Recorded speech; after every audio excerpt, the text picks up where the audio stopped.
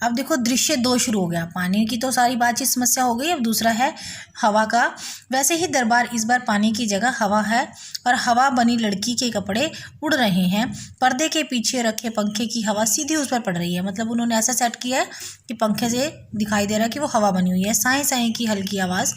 महाराज मंत्री जी, हवा के प्रति लोगों की क्या शिकायतें हैं? एक आदमी आगे आता है और बोलता है, आदमी महाराज की जय हो। महाराज, आजकल हवा में खुशबू नहीं होती है, हर समय हमारे यहाँ बदबू फैलाती है हवा।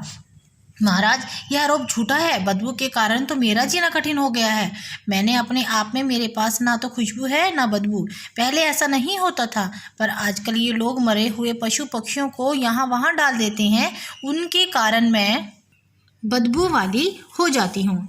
इनके कारखानों से निकली हुई गंदगी और गैसें मुझ में घुल जाती हैं और यह बहुत दूर दूर तक फैलती रहती हैं। मुझे याद है कि एक बार भोपाल के एक कारखाने से निकली जहरीली गैस से मुझ पर सवार होकर दूर दूर तक फैल गई थी और कितने ही लोग मौत के मुंह में चले गए थे। इन लोगों से कहिए कि ये गंदगी के ढेर ना लगाएं, सफाई रखें। अब हवा कह रही है, अभी लोग ही गंदगी फैला रहे हैं, लोग ही प्रदूषण फैला रहे हैं, मेरा क्या कसूर है इसमें? आदमी कहता है, लेकिन तुम अचानक चलकर हमारी आंखों में मिट्टी डाल देती हो और सब कुछ तबाह कर देती हो। क्या इसका हमने तुम्हें न्योता दिया था?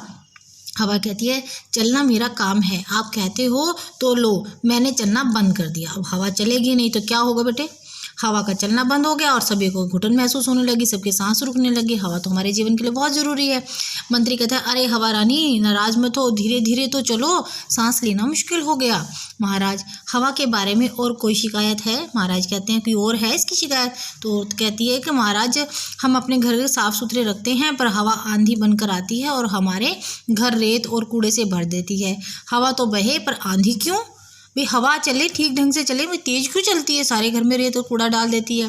फिर हवा कहती है, महाराज, आंधी से इनका मतलब मेरे तेज चलने से है। वैसे तो मैं हर समय बहती रहती हूँ, पर इन्हें जब गर्मी लगती है तो पंखा चलाकर मेरी गति बढ़ा देते हैं।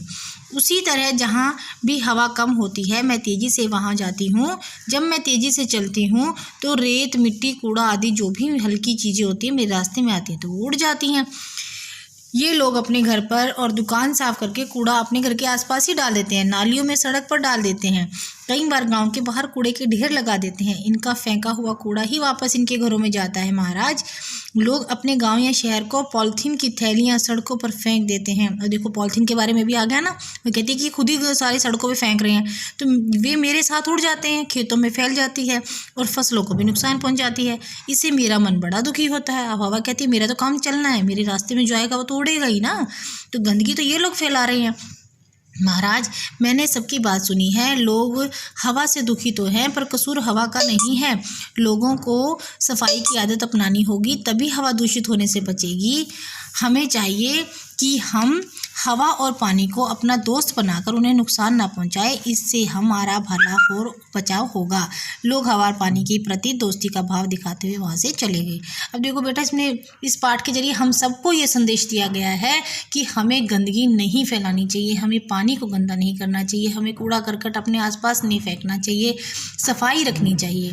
तो यही इस पाठ में बताया गया है और यही था हवा और पानी का मुकदमा, जिससे हमें भी शिक्षा मिलती है कि हमें पानी को शुद्ध रखना होगा, गंदगी को फैलाना नहीं होगा।